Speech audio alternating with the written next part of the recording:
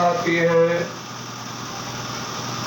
कंस का वध हो जाने पर भगवान वही रुक गए, नंद बाबा इत्यादि थे जो ग्वाल बाल थे वो वापस चले आए और भगवान वहीं रहने लगे। मथुरा में ही माता को छुड़ाया और अपने नाना को छुड़ाया, पिता को छुड़ाया बंदी गृह से, और नाना पुनः राज्य करने लगे उनके। और ये भगवान कन्हैया वहीं पर रुक गए, वहीं पर रुक करके भगवान कृष्ण बड़े प्रेम से रह रहे हैं। तब तक बीच में एक भगवान कृष्ण को देख करके इसकी 7-8 साल की वायु जो है, अब 10 साल के भगवान हो गए, इनको पढ़ने के लिए भेजना चाहिए। वसुदेव जी के मन में आया, वसुदेव जी ने सांदीपनी गुरु के यहाँ भेज दिया पढ़ने के लिए। गुरु गृह गए पढ़न यदुराई, अल्पकाल विद्या सब पाई। गुरु के गृह में पढ़ने गए। इसमें लिखा है भागवत महापुराण में कि सारहस्य धनुर्वेदम धर्मन्याय तथा चान्वीक्ष की विद्या राजनीति च सर्वविधाम। एक तरह से ऐसे समझिए जैसे सब विद्याएं, जिससे विद्या प्रकट हुई है परमात्मा से, वो परमात्मा पढ़ने जाए लीला तो हुई है, लेकिन समस्त विद्याएं आकर के खड़ी हो गई भगवान के पास लाइन लगा करके, और भगवान से कह रही मुझे ग्रहण कर लो भक्त हो।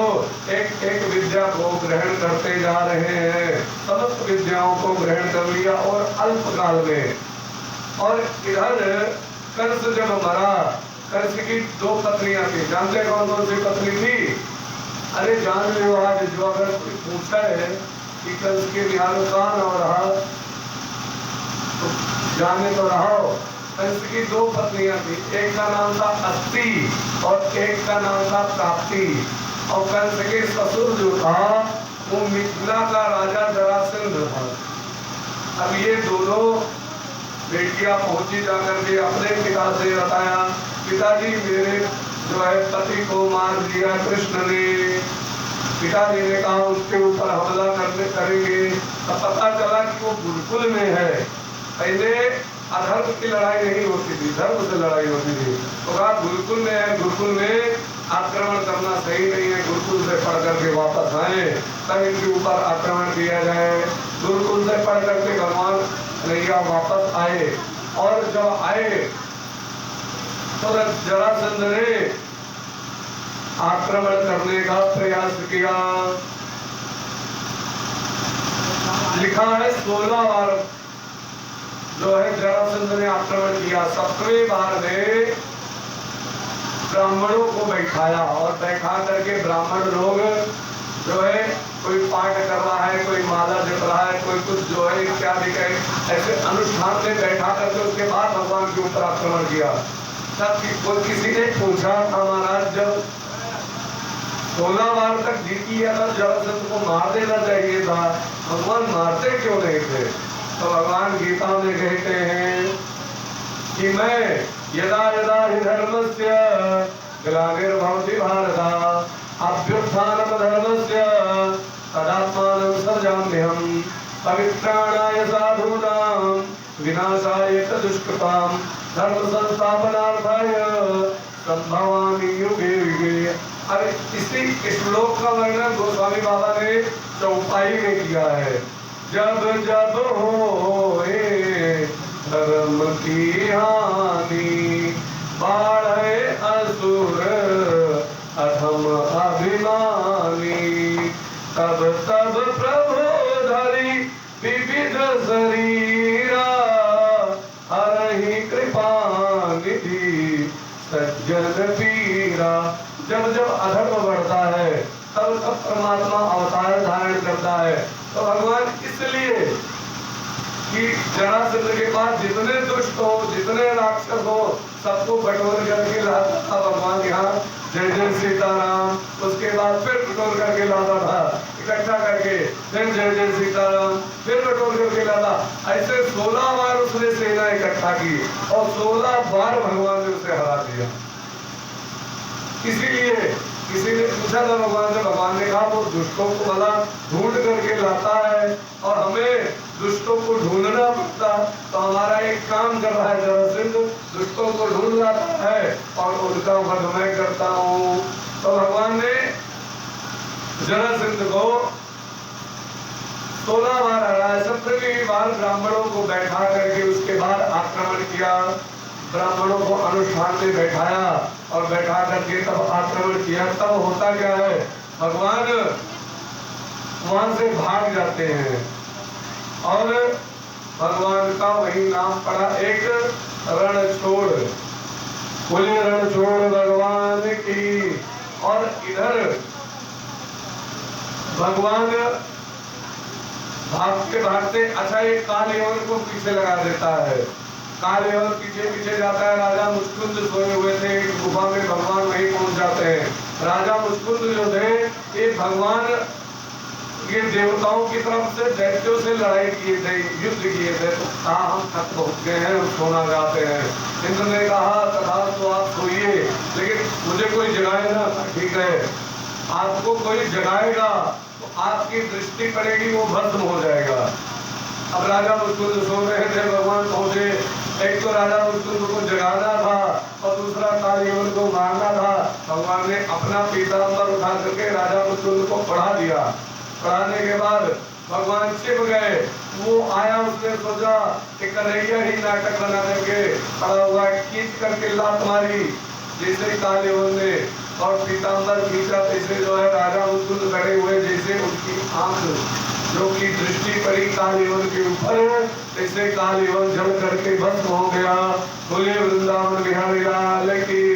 उसके पश्चात राजा मुचकुंद ने भगवान की बड़ी स्तुति की और भगवान पुनः अपने यहाँ मथुरापुरी में आए। भगवान को गोपियों की याद आ रही है। अच्छा, तो गोपियों से मिलने जा सकते थे, 5 किलोमीटर तो दूर था, बहुत ज्यादा दूर था, लेकिन एक कारण है इसलिए नहीं गए। जैसे उन्होंने राजनीति पढ़ी हुई थी, जैसे फिल्मों में होता है लड़के, जैसे फिल्मों में होता है कि जो खलनायक होता है वो जो प्रेमी है उनके घर के, जैसे माता बहन या जिसको प्रेम करता है जो नायक है, उसको अपहरण कर लेते हैं, उसको प्रताड़ित करते हैं। तब फिर वो जो है विलन तो नायक जाता है खलनायक को मारता है। अरे हीरो जाता है विलन का मारता है, अंग्रेजी में बताए थे। तब कहा हम मारे थे तो वह काहे ये मेरे बेवकूफी की, परमात्मा ये मेरे बेवकूफी है कि पूरा राजनीति परमात्मा पढ़े रहे कि अगर मैं जाऊंगा वहां पर तो जरासंध को पता लग जाएगा कि इनका प्रेम गोकुलवासियों ब्रजवासियों से ज्यादा है, इसीलिए भगवान गए ही नहीं। याद तो बहुत आ रही थी ब्रज की, लेकिन वहां गए नहीं।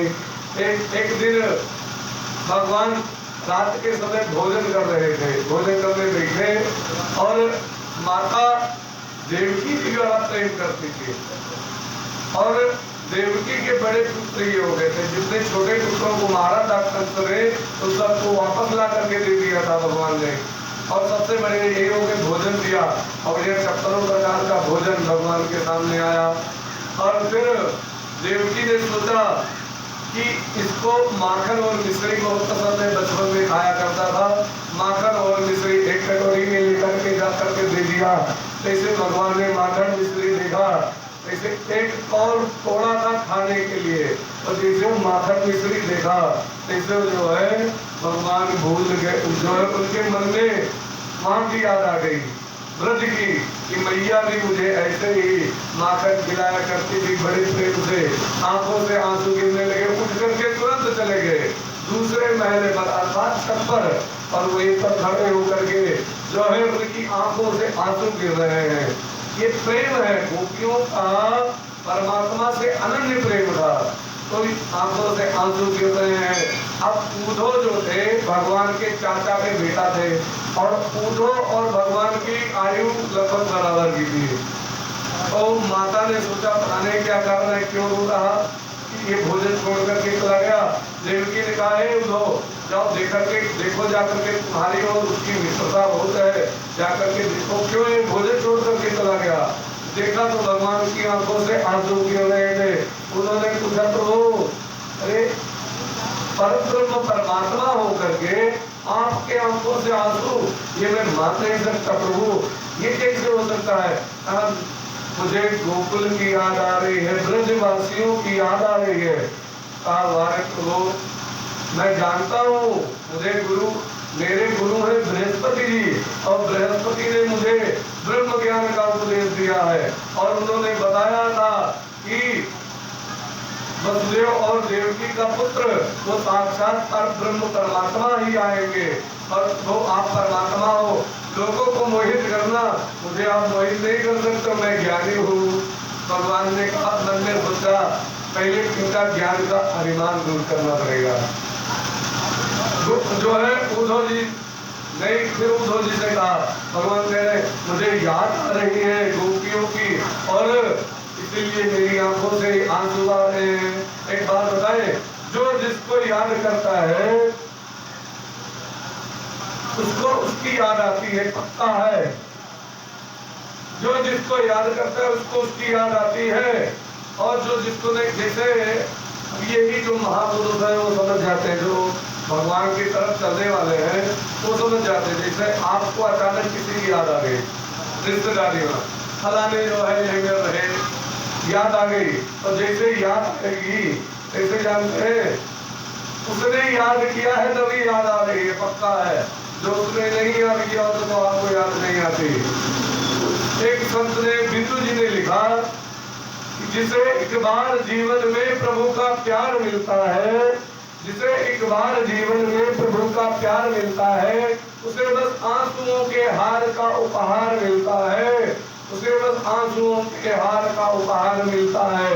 ना पूछो उस दिल की बेकली का हाल मत पूछो, न पूछो उस दिल की बेकली का हाल मत पूछो, न तन से प्राण जाते हैं न प्राणाधार मिलता है।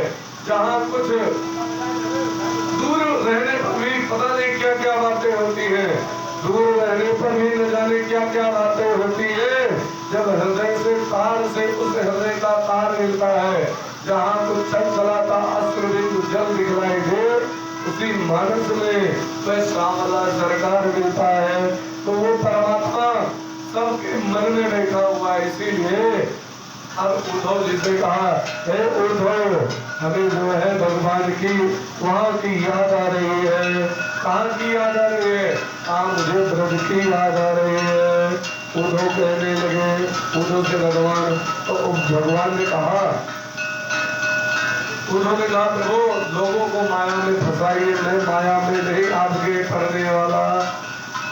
सूरदास जी ने लिखा है बड़ा सुंदर, उद्धव मोहे ब्रज बिसरत नाही, उद्धव मोहे ब्रज बिसरत नाही, हंस सुता की सुंदर कलरव, सुता की सुंदर कलरव, अरु कदमन की छाही, मोहि ब्रज बिसरत नाही, मोहि ब्रज बिसरत नाही। वह सुरभि वह बच्चन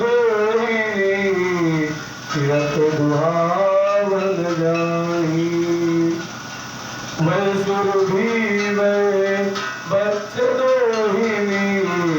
फिरत दुहावन जाही।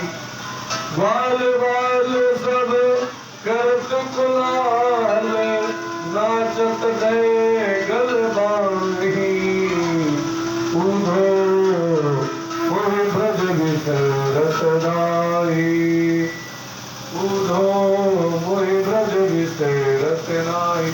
अच्छा, भगवान उद्धव से कह रहे हैं उनको, मुझे ब्रज भूल नहीं रहा है। वहां पर यमुना जी में बड़े सुंदर सुंदर हंस और वो जो है बोलते थे, उनके बच्चे को वो हम लोग गोदी लेते थे, वो और कदम की छांव में हम लोग भोजन करते थे बैठ करके। कल बाल लीला में सुना है भगवान कैसे भोजन कर रहे हैं, और कदम की छांव में हम लोग बैठ करके भोजन करते थे। और वो गाय और वो बछड़ा छोड़ देना, गाय दुहाने जाना, गाय को दुहा करके दूध लाना, ये मुझे नहीं भूल रहा है। और हम ग्वाल बाल साथ में नाचते थे। अच्छा, ब्रजवासियों को कभी नाचते हुए देखा आपने? जानते कैसे नाचते हैं? वो सब ऐसे लाइन से खड़े हो जाएंगे ऐसे, बिल्कुल। अरे आगे पीछे मुंह करके नहीं, बगले एक तरफ मुंह करेंगे और तरफ बाहें रख देंगे सब एक दूसरे के ऊपर, उसके बाद नाचेंगे। वही भगवान कृष्ण के समय से चला रहा है। भगवान कह रहे हैं ग्वाल बाल सब करत कुलाल, ग्वाल बाल और हम सब मिलकर के नाचते थे, नाचत जय गलवाई, वो याद आ रहा है। और हे, ये भले ही कंचन की नगरी है मथुरा, यह मथुरा कंचन की नगरी, मणिमुक्ता यही माई, भले ही सोने चांदी से लदी हुई है, हीरे जवाहरात से लदी हुई है मथुरा, लेकिन जो प्रेम वहां मुझे मिलता था वो प्रेम यहाँ नहीं है। बताया ना, भगवान प्रेम का होता है, न कि धन और वैभव का होता है। परमात्मा कह रहा है जो है अग्नित भांति करी बहु लीला, नंद यशोदा निभाई। मैं जबकि सौतेला बेटा था नंद और यशोदा का, मैं मटकी तोड़ देता, एक एक दुष्टता करता, कभी दूसरों के घर में माखन चुराता या कुछ भी करता, लेकिन नंद यशोदा प्रेम से रखते, कभी भी किसी का उदाहरण नहीं माना और कभी भी माता ने मुझे मारा नहीं। क्यों? मुझे बड़ी प्रेम करती थी माता। नंद यशोदा निभाई, और जब ही सुरती आवत वहाँ सुख की, वहाँ सुख था। सब कहते धर्मा सुख है, धर्म सुख नहीं है, सुख तो परमात्मा के चरण में है और सुख प्रेम में है। परमात्मा कह रहा है जो वहाँ सुख था वो यहाँ सुख नहीं है। जब ही सुरती आवत वहाँ सुख की, ये उमगत सुदिनाई, मुझे मेरा हृदय जो है प्रफुल्लित होता है और शरीर की सुध नहीं रहती है। फिर कहते हैं सूर्य श्यामियो रहे मौन कही, कही कहे पछताई, इतना कह करके मौन हो गए। और उद्धव जी से कहने लगे, तो उद्धव जी से कहने लगे जानते हो, फिर उद्धव ने कहा प्रभु चुप क्यों हो? कहा सबसे ज्यादा मुझे प्रेम करती थी राधा, और वो उससे मेरी लड़ाई भी होती थी, झगड़ा भी होता था, लेकिन और उसके बाद सबसे ज्यादा हृदय से प्रेम करती थी। और राधा और भगवान कृष्ण अंतर नहीं है, शक्ति और पार ब्रह्म है दोनों। कहा राधा ऐसा प्रेम करती थी कि जो है मेरे विरह में वो परेशान हो गई। राधा का जो है यहाँ क्या हाल है, इतना क्योंकि एक दूसरे से प्रेम को करते थे, और राधा की यहाँ जो है शरीर का होश नहीं है उनको। एक जो है संत ने लिखा, राधा जी कह रही है कि हमें जो है दर्द है अंदर से, ऐसा दर्द है, मुझे दर्द हो रहा है जो परमात्मा है नहीं। महाराज जी कहते थे भगवान कन्हैया जब मुरली बजाते थे तो राधा जी को होश नहीं रहता था। बाजी बाजी सब कहे, बाजी 3.5, फूकन फूकन झुंझुना और आधा ताल प्रवीण। बाजी बाजी सब कहते हैं, लेकिन जानते हो बाजी मतलब बाजार वाला बाजा 3.5 है, कौन कौन से? वही में समाये जाते हैं। कौन कौन से? फूकन, फूका जाता है हाथ से ढोल, फूकन मुरली, झुंझुना और आधा ताल प्रवीण। और फूके माँ वहाँ हारमोनियम फूके माँ होती, हमें से तो बात है हारमोनिया। बोले वृंदावन बिहारी लाल की। तो राधा जी कह रही है, राधा जी बीमार पड़ गई भगवान की याद में, और वैद आया वृषभानु के यहाँ। वैद ने नाड़ी देखी राधा जी की, तो वैद कहने लगा उनको तो रोग कोई लग नहीं रहा है, लेकिन फिर राधा जी कहने वैद नारी नाही जाने वैदा बिटप अनाड़ी हो, नाड़ी नहीं जाने वैद तुम नाड़ी नहीं जानते हो, पहले तो आला लगाओ नहीं जान रहा, पहले नाड़ी देख करके जो है रोग बताते थे।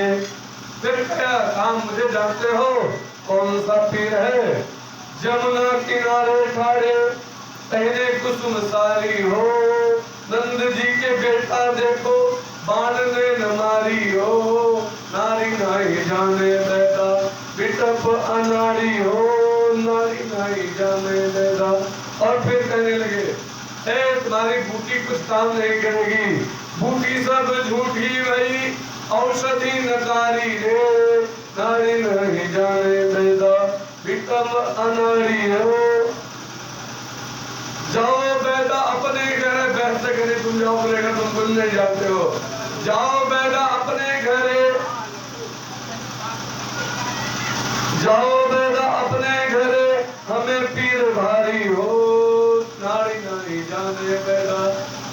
और जैसे का लिखा ना, मीरा की तब पीर मिटेगी वैद सवलिया हो, मेरा दर्द न जाने कोई, ऐसे यहाँ राधा जी का हाल है।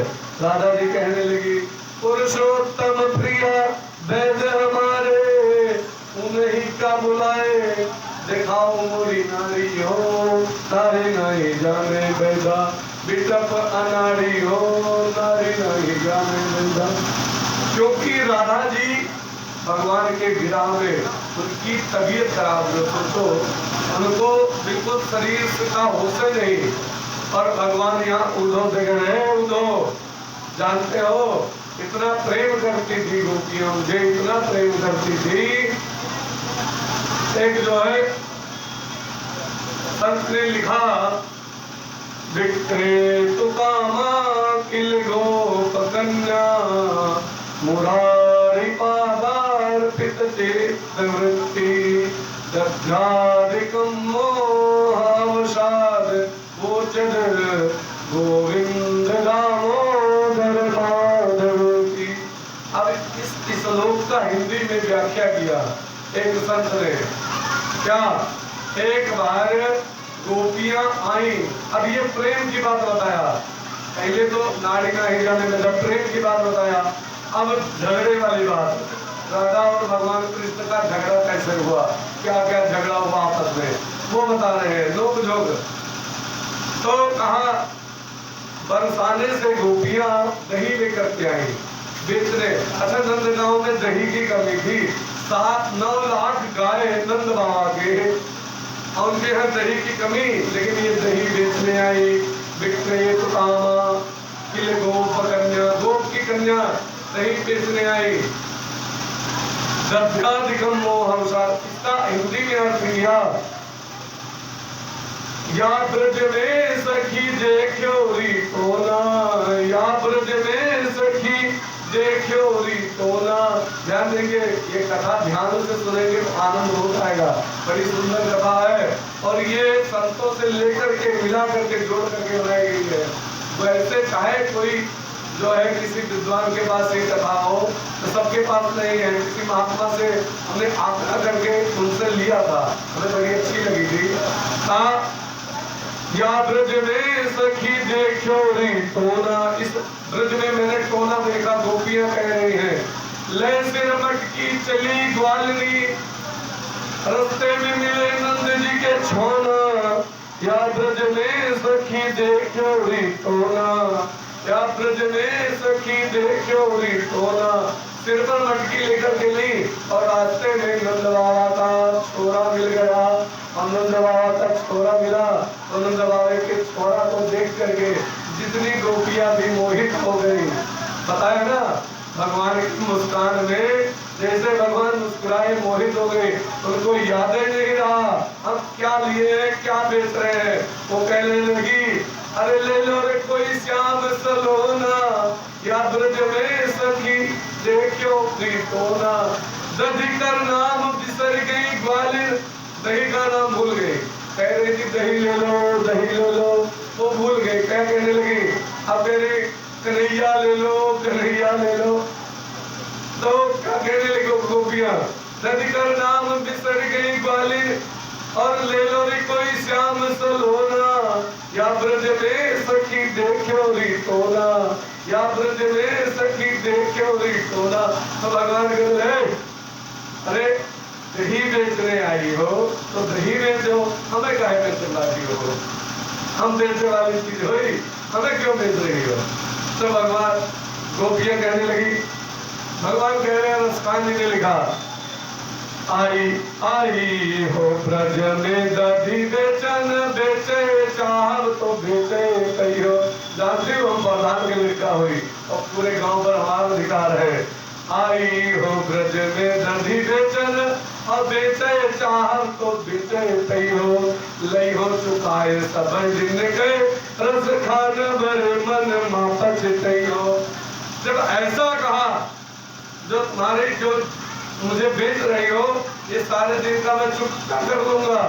तब राधा जी बोले, हट, तुमको हम डरते हैं? न तुम्हार नौकरानी, न तुम्हारे बाप के नौकरानी, जान लो तुम्हें डरा तो रहता ही है। तो कहा, तेरी तेरी न तेरी न तेरे बाबा की जो फिर जबरन मोही तू तेरी डरई हो। अब वो रस चाहो तो चाको लला, जो पे वो रस चाहो तो जीते न भई हो। ना तेरे बाप का हम डराई, न पहाड़ कोई डराई, न पहाड़ नौकरानी, न तेरे बापा के नौकरानी, हमें बोलूं मत पेड़ नहीं डर को डराई नहीं है। तब राधा जी ऐसे बोले, मुझे पेड़ नहीं डालोगे? तब फिर भगवान बोले, और अगर गोरस चाहो, दही चाहो तो ले लो। अगर मेरा प्रेम चाहते हो तो मेरा प्रेम रस तुम्हें नहीं मिलने वाला, लेकिन प्रेम है। अब ये लोग जोग वाली बात है ना। तो भगवान ने चुनरी पकड़ ली राधा जी की और पकड़ के खींचने लगे। तो राधा जी फिर बोले, खैचत हो अचरा गई के, जो पे वो रस चाहो तो जीते न पई हो। खैचत हो अचरा गई के, चुनरी फटी है यशोदा लगी गई हो। जो अचरा हमारा पकड़ के खींच रहे हो, जो अगर मेरी चुनरी फट गई तो यशोदा मैया से तेरी शिकायत करूंगी।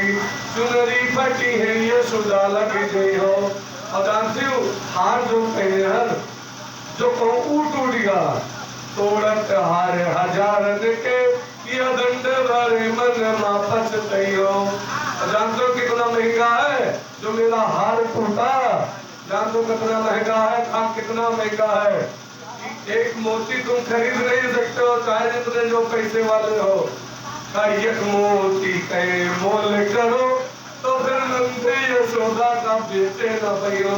गाय और घर छोड़ो, अगर नंदे यशोदा पर साथे बेच करो, एक मोती के दाम नहीं दे सकते हो। अपना महंगा हार है मेरा। भगवान को बहुत बुरा लगा। अच्छा भगवान चोर तो थे ही, तो भगवान ने क्या किया? भगवान और राधा, भगवान परमात्मा है, राधा महाशक्ति है, वो ब्रह्म है। ये शक्ति और ब्रह्म और शक्ति का आपस में नोक झोंक हो रहा है। भगवान को इस बात का दुख हुआ, कृष्ण को चोट लगी सुनी के, बतिया छतिया में जाए समारी। हृदय में चोट लगी और हार चुराए लियो श्री कृष्ण, और राधा के गले का मणिमुख तानी। भगवान ने हार चोरी कर लिया। लियो एक मोती कर मोल करो तो फिर नंदे यशोदा का बेटे। चलो देखते हैं हम क्या कर लोगी। चलो भगवान ने जैसे चुराया तो राधा जी कम तोड़ना है। कान्हा राधा के हार लियो, तो राधा कान्हा के मुरली चुरानी। राधा जी ने मुरली चोरी कर लियो। अब दोनों बराबर हैं, ना कम राधा जी और ना कम कन्हैया। अब भगवान चक्कर में पड़े कि तुमने गलती कर दी हाथ चुरा करके।